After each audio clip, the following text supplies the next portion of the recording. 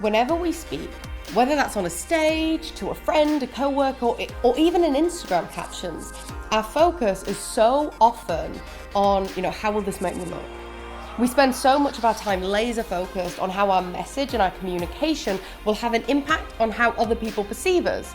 And I certainly know that for most of my speaking career, my driving consideration when it came to public speaking, running workshops, giving talks, doing stuff like this, was very much focused on hoping that the audience came away with thinking positively of me. I would think I really hope the audience think I'm funny, I hope the audience think I'm smart, I hope the audience think I'm confident. And of course we do. There's a neuroscientist called Matthew Lieberman. Brilliant. He wrote a brilliant book called Social. And in that, he talks about how as humans, we evolved in packs and groups.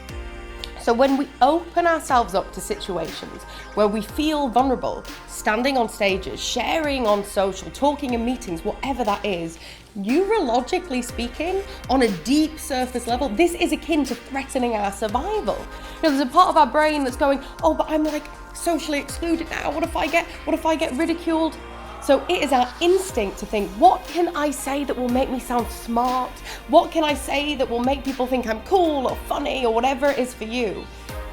And so if you're watching this video, hello, you came here to increase the impact of your speaking, whether that's on a stage, in a blog post.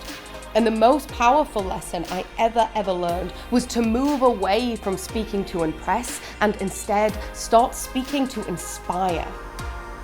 I'll say that again. Move away from speaking to impress and instead start thinking about speaking to inspire. So I want you, next time you find yourself in a situation where you're planning a meeting or a presentation, to take a moment to stop and think, what would a big, huge win for my audience be? If it's a longer talk or presentation, focus on the learning outcomes of the content. What are the main things I want my audience to learn? What things do I want them to think, do, feel differently after engaging with me? So as a really broad rule of thumb, in a 1-hour talk, for me, I ensure I have 3 clear learning outcomes. And again, we can define that outcome as ensuring that after the end of reading that caption, reading that blog post, watching that talk, there is at least one thing that your audience is doing, thinking, or feeling differently after we've engaged with them. Because we cannot control how other people perceive us. Believe me, I have tried. We can't, but we can absolutely try our best to ensure that the content we're sharing comes from a place of serving others, of helping others. And one of the things that I've observed is when we truly, deeply come from a place of going, how can I help? How can I serve? We can't really make big mistakes when we're coming genuinely from that place.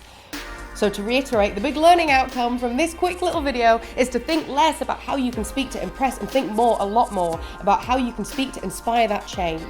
And do this first through understanding who your audience is, know them and what would be a win for them.